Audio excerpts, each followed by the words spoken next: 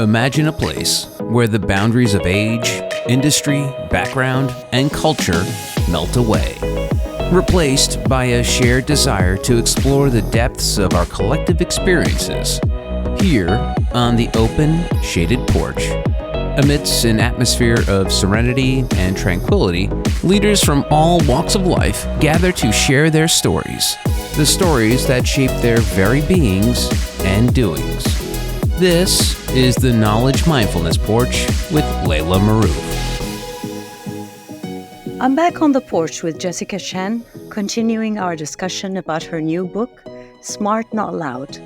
Jessica has been sharing insights from her journey of navigating the challenges of growing up in a traditional, quiet culture while thriving in a fast-paced, loud environments like broadcast journalism and corporate America. Jessica, I want to delve into the subtitle of your book, How to Get Noticed at Work for All the Right Reasons.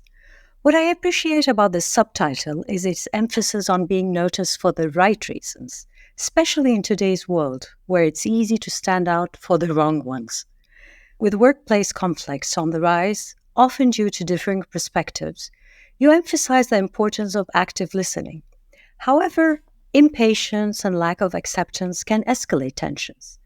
Since conflict is inevitable, how can we manage it effectively at work? Yes. How frustrating is it to, be known for something you don't want to be known for? And I think for some of us, it's easy to fall into that trap in the sense where, let's say, because you are such a team player, because you want to be helpful, you become that yes person where you say yes to a lot of things to help people out.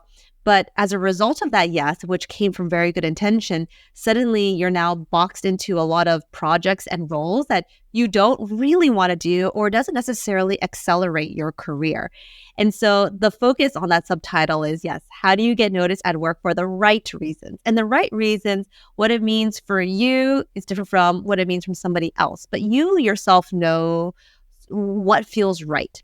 And so in order for me to really talk about that, we have to sort of take a step back, because in the book, I talk about these 4 reframes. And these reframes are incredibly important in setting the foundation to make sure you are noticed for the right reasons. And the first one, I'll go through the 4 really quickly so you can see that this is really the core of it. The first one is what I call engaging with people. So when it comes to how we communicate, which is really how we engage with people, a lot of times we see it as, should I say something or should I not say something? Should I speak or should I just listen? It's very black and white. But I think if you want to be noticed for the right reasons, it's not if you should or shouldn't. It's, I want you to think about when I do speak, how can I tailor it to the person I'm talking to so it resonates? So do you see the focus is different? It's not, should I say something or should I not say something? It's when I say something, how can I make sure it's relevant and it resonates? Hugely different approach. That can help you get noticed for the right reasons. The second reframe is what I call how you spend time at work. Now, for many of us, the way we spend time at work is we got to do this project. Our manager assigned us this project. We got to get it done and we'll work hard and we will get it done.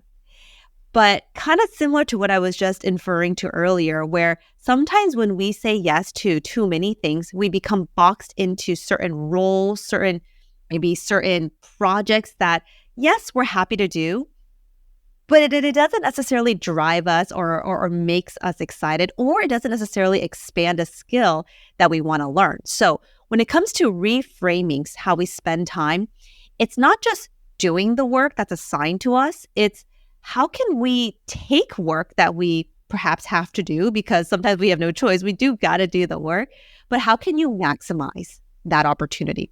For example, let's say your manager assigned you to put together this big Excel sheet and you're like, oh my gosh, I don't really want to do it, but I know I have to do it. And you do a good job. Once you're done and you've delivered that project, how can you now take that completed project and ask for what you want? So you can say, hey, I know I just spent the last month and a half putting together this Excel spreadsheet. I know it has helped the team do A, B, and C. But now that this project is done, can we talk about how I've been interested in project X, Y, and Z? So it's maximizing the time you spend at work so you can leverage more opportunities for yourself. I think that is how you can get noticed for the right reasons. The third one is how you can basically celebrate your wins. How do you handle wins? And I think for some of us, talking about ourselves doesn't feel natural. It feels very awkward. We don't like to put ourselves in the spotlight. Plus, it's like, maybe we were taught like, you don't want to be that like boastful, showy person, right? But I do think there's an element of being able to celebrate the amazing work that you're doing. And I have this quote in the book that it actually comes from my mom. And she was like, you got to be your own best cheerleader. You got to be your own best cheerleader. And I love that quote because it's a good reminder that even though you're working hard, even though you're doing good work, at the end of the day, you have to be able to celebrate it in, of course, small ways, but sometimes big ways too. And in terms of from a work context, it can be something as subtle as forwarding an email to your manager where your client said the words, "Loved working with you." Maybe your manager wasn't on that email, but you can forward that email to your manager and add in a quick FYI just so they can see it. And then you can add in like the words, really happy to get this message, right? And I think little things like that are great ways to celebrate yourself, to handle the wins. And it also gets you noticed for the right reasons. And then finally, to wrap up the 4 reframes, it goes back to conflict. So how do you manage conflict? I think for a lot of us, it is so awkward to engage in tricky conversations. It's so awkward to deal with, contentious situations at work. Now, I know for me, and I don't know about you, but I remember whenever there would be tricky conversations or conflict, my default used to be to just kind of like hide or try to solve it myself, right? I didn't like those conversations. But I realized, and this actually comes from the journalism days that I worked in, people tend to appreciate you when you are able to loop them into the process, especially when things are going wrong. And what I have found is when you tell people what's going on, what happened, when did things go wrong, but not just telling them the problems, offering potential solutions to solve that conflict, people tend to trust you more. They tend to actually say, yeah, I know maybe Jessica might have messed up here, but I see how she's trying to fix it. And it's in the how and how you proactively communicate, not reactively communicate, that can also help you build that reputation, build credibility, and also get you noticed for the right reasons. I think that makes a lot of sense. I think for me personally, I always thought of the pause moment.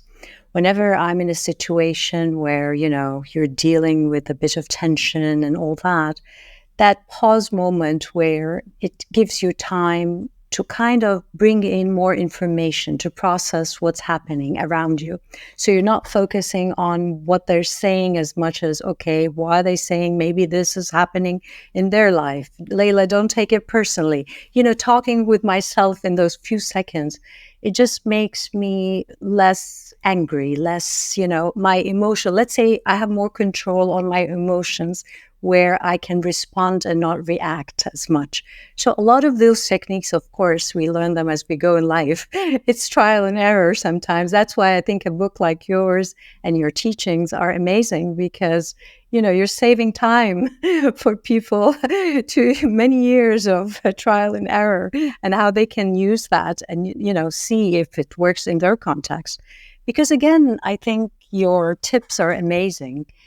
But always I wonder about the context. I always think of the context. Things that can work in your context could be tricky in my context or in certain times. So what's your advice about all these tips that you're giving, but being aware of the context also is a crucial point for these tips to work, right? Absolutely. And I think that is where, emotional intelligence certainly comes into play. Emotional intelligence, we know, is that self-awareness, but it's also that social awareness, right? It's understanding the dynamics and people around you. And this book, it's really for, people to really think about how they can, better show up and do it in a way that feels right. But I also acknowledge how sometimes there are certain work cultures, there are certain environments where no matter what you do, you're still not getting that recognition. And sometimes it is blatantly obvious that there is favoritism going on. It's blatantly obvious where it's an environment that is completely unhealthy. And no matter how amazing of a person you are or how hard you work, it won't work, right? And that's when you have to realize, am I in the right place? Am I in the right environment? And I know it can be scary, but sometimes stepping away and stepping to a new environment can be that change. And it will take time. You got to go out, you got to start, looking for jobs, talking to people. But at the end of the day, no matter what, finding a supportive environment and finding good people around you is how you can accelerate your career growth. And I feel if you loop it in with a lot of the strategies I share in the book and you're in a great environment, oh my gosh, you're unstoppable. You're Definitely. unstoppable. Definitely. And I think I relate to also what you said. We need that emotional intelligence, social intelligence, but I would add also is the human spiritual intelligence, which is that kindness, compassion, empathy, human to human, without those dividers that we kind of put out there. So yes, definitely that's the case. Actually, talking about change, a couple of years back, I left academia and I decided, I needed a new challenge in my life. Like, when you reach a place where you feel you have given your best, you've taken the best, and now it's time for that change in your life. And I read something about your career brand and how can that help me in my adventure going forward? I love that you brought this up. This is one of my favorite chapters in the book, and it's actually right in the middle of the book, which is part 2. And it's all about what I call building your quiet capital framework. And your quiet capital framework essentially are 3 things. It's thinking about your career brand, it's thinking about building credibility, and it's advocating for yourself. So career brand, some people say it's like, oh, you mean like personal brand, like building my personal brand? Personally, I like the term career brand because it's how we think about, when we go into work every day, our career, where we want to take our career. And I know for me, I was always like, personal brand sounds very like influencer type, and I don't really that's not necessarily kind of like where I'm going. So career brand is kind of like more of like it just sticks in my opinion. So when it comes to career brand, I want to say it is probably one of the most powerful things we can do in terms of building your career brand. And I have it broken down into a few steps where in the book, I actually walk people through how you can build your career brand. But from a high level, without going into too much detail, I will say, your career brand is something you can control. Your career brand is what people think of you when you're not in the room. Your career brand is when people are making decisions and there's a project on the table. Who should we put on this project? And because you have made your career brand so known and so visible, there's no question that you are the person that they want. But I think for a lot of us, going back to that spending time, that was one of the reframes that we talked about earlier. I think sometimes it's easy for us to just do work that we just do, that we're assigned, right? But it's thinking about how we can maximize the work that we're doing so that we can be noticed the way we want to be. And so the way I break down career brand is really kind of like a few steps. It's really thinking about, okay, what's my differentiating factor? That's number 1. And differentiating factor are things like what comes easy to you naturally and you enjoy. That is very, very important because nobody can take that away from you. And some people call it like being in your flow state. Some people say like, it's just like, it's just natural to them, right? I say it's like, when you wake up in the morning every day, what's the one work or what's the one project? What's that one thing that you gravitate towards doing? It comes easy to you and you enjoy doing it. You have to identify your differentiating factor. And then the second thing is, it's not just identifying it. It's now that you know that this is what you're good at, how can you maximize and expand your reach so that other people know about it? And what I mean by this is, for example, and here's kind of like an anecdote. So let's say that you know that you are doing this kind of work comes really easy to you, but you're like, gosh, I would be really interested in learning a little bit more about something else in a different department. How can you actually take your differentiating factor and almost offer it as a service to another department?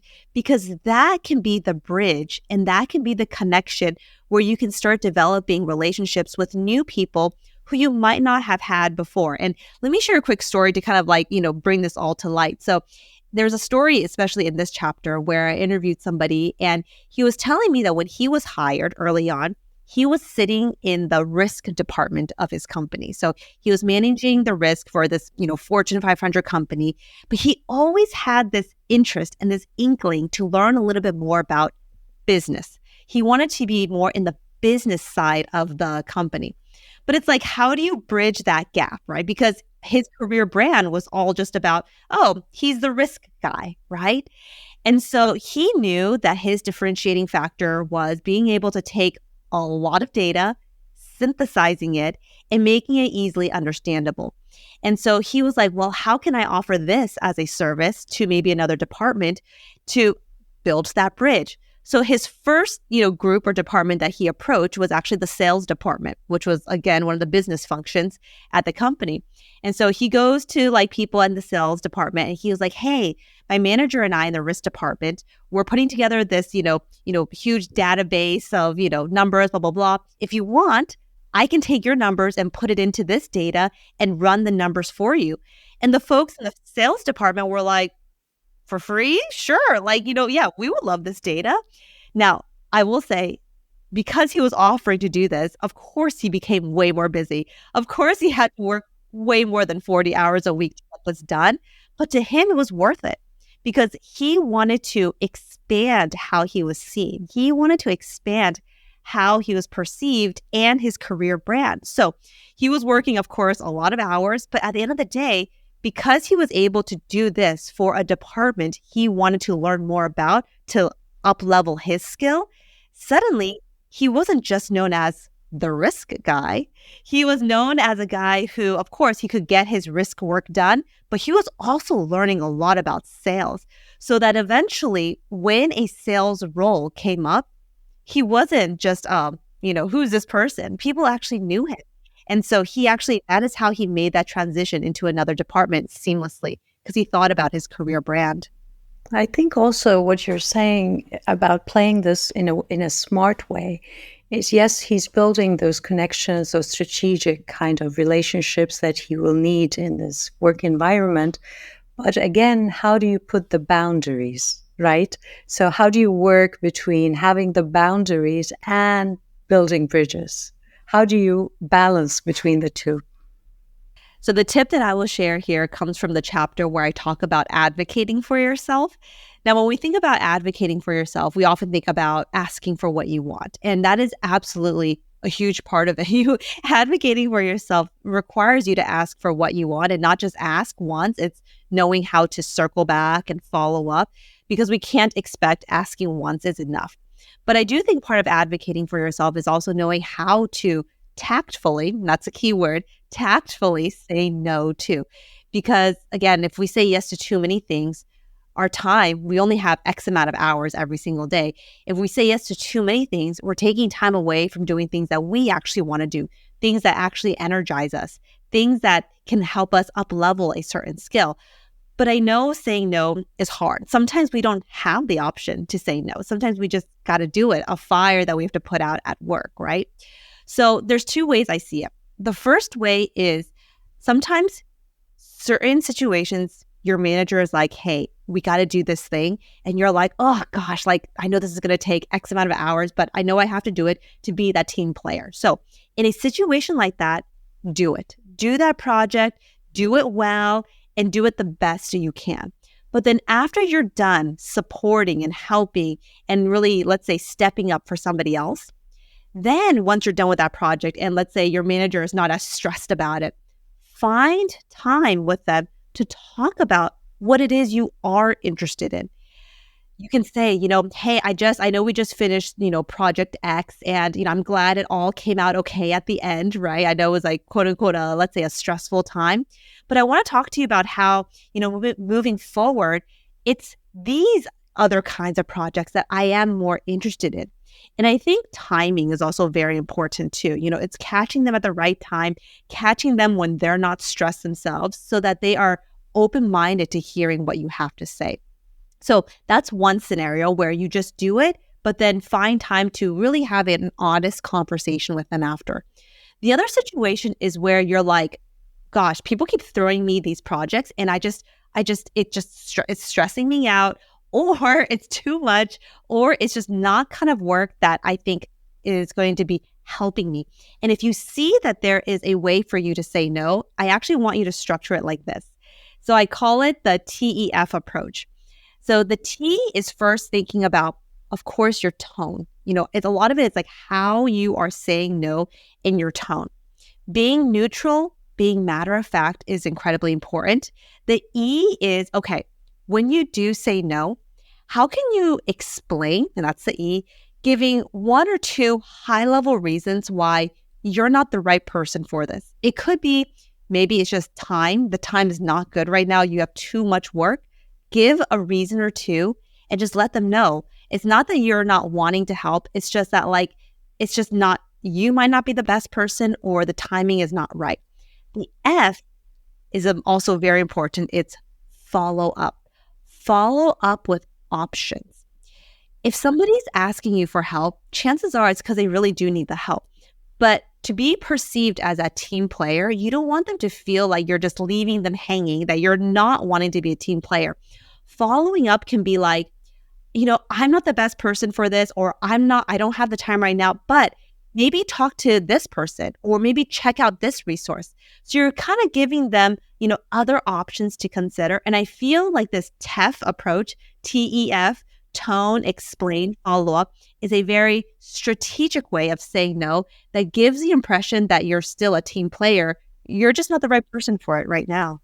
Again, what you're saying is you don't communicate it as no, so it comes out so negative. So what you're doing is you're really kind of repackaging it in a really kind of sequential, nice way that doesn't feel even that it's negative in any way by saying no, which is, I think that's the smart part of this, which really, really makes sense. I want to go back to your background as a journalist. What did you take from that? I read, I think, in your book, and it really kind of resonated so much in my head when you talked about positive skepticism. And why? Because I feel that's a very important method or skill that we need more and more of that to tweak, to sharpen in today's world because of the misinformation, the disinformation, what's going on with the AI, with the deep, all the stuff that we're surrounded with. I thought that was such an incredible skill that you talked about and comes from journalism. You want to elaborate a little bit about it? I'm so glad you brought this up. And this is actually towards the beginning of the book, because this positive skepticism is a mindset and it's an approach. And the backstory of this is, so as journalists, as you all can imagine, we're interviewing people every single day, right? It's the news story, what's going on in the news that day. And a lot of times when we interview people, we're listening to what they're saying. We're holding them accountable, perhaps politicians, businessmen, right? And a lot of times they'll say what they have to say. They have their talking points. They have their communications advisors telling them how to formulate their message, right? And as journalists, our job is to make sure that we are, A, holding them accountable, we're listening, but we're also not necessarily buying and believing 100% what they're saying. And that allows us to exercise truly critical thinking skills, right? And the journalist approach is something that we can also not just apply in the journalism world, but we can also apply ourselves. And what do I mean by that? So oftentimes when we are trying something new, when we are putting ourselves out there, it can feel very scary. And it's easy for us to default to, no, I don't want to do it. Or no, I'm not good enough. Or, oh my gosh, that person must know more than me, so I'm just not going to say anything. Or that idea was really silly. It's this narrative in our head that causes us sometimes to diminish our own genius. It causes us to diminish our own expertise because we might default to assuming other people know more or other people are right. So that at the end of it, we might not say anything at all, right? So the journalist approach is seeing and recognizing that we might have this narrative in our head. I can't do it. I'm not smart enough. People know more. And the resulting behavior is us not saying anything. But the journalist approach is getting us to think differently. But how do you know you don't know more? How do you know that you can't offer value? How do you know that this won't be something that could be a smart thing to say? So the journalist approach is that positive skepticism where you're thinking, wait a second, I know I'm being extra harsh on myself, but I'm trying to challenge that voice in my head to not make it so that I feel stuck, but instead I'm challenging myself to go, well, how do I really know that that's true? Because as journalists, we're asking ourselves that when we're interviewing people all the time. So it's thinking about yourself and the things you tell yourself. How do I really know it's not true? Or, how do I know that it is true, right? And it's because a lot of answers and a lot of life is, frankly, it's gray, right? There is no black and white a lot of times in life, right? And sometimes what's valuable or what's not valuable to you, it doesn't mean it's not valuable or valuable to somebody else. And that's why I want people to feel that if you have something that you want to say and you truly believe it's like the right thing or that it can offer value, own it and say it. Because don't just close yourself up and say, well, it's not valuable. It might not be it might be common knowledge to you, but it might be so insightful to somebody else. Okay. I think how I took it when I read it was the other way around. It's when you hear something and how you don't take it for granted that it's true and, be a bit skeptic, question what you're hearing and, ask yourself, is this true? Is it credible? Can I use this? Can I process this and apply it in my context and so on? That's why maybe I mentioned the misinformation and disinformation, because with all, you heard about the fake news and this and that, and, with the social media, you can hear and read so much of what's, going out, out there. But then again, how do you really make sure what you're hearing is credible, what you're using is credible? So I thought that, from a journalist side is just making sure always that the information is right, it's credible, and we can use it in our own world. But that brings me to the AI world. I think in the many years between you being a journalist and now you're the CEO of your company and all that, how did the landscape of work change? And how does that, you think, going to affect the communication arena in the next few years to come? I'm not going to say many years. I'm going to say few years, because we're seeing the pace of change is really going very fast. So how do you see what's coming for communication, especially with the AI now? We see how a lot of, I don't know, I'm sure you heard about the actresses, they take their voices, they use them in here and there and all that. So where do you see we're heading when it comes to human communication? There's two things that come to mind. And the first one is the ability and really practicing and critical thinking skills. And actually, it goes back to that journalist approach we just talked about, because even though I was coming from the perspective of that narrative in our head and making sure that we are developing our own self-confidence is just as relevant in this world now, where you're thinking, well, whatever I am reading, wherever that source came from, is it really true, right? And I think with AI, because it allows information, good and bad information, honestly, to just come out at such a rapid pace, the quality control, oh my gosh, like you really truly have to question what it is sometimes you're reading. And not only just reading, are you allowing it to really embed in what you believe too? And so going back to kind of what you're saying, the journalist approach, that at the end of the day is a mindset. It's a mindset for yourself. It's a mindset for how you view the world, what you read and what you see, right? So that's where that, kind of similar, like it could be that positive skepticism. It's like, okay, you're reading it, you're seeing what maybe the author, the writer is saying, or wherever it is you're reading your content, right? But it's like, is there another point of view, right? I think that's very important in this information where there is just so much information. And a lot of this information, you're like, where the heck did that come from, right? The other thing with AI and kind of like this direction where we're going is, and this is all coming from a communications perspective, is how important now it is for human connection.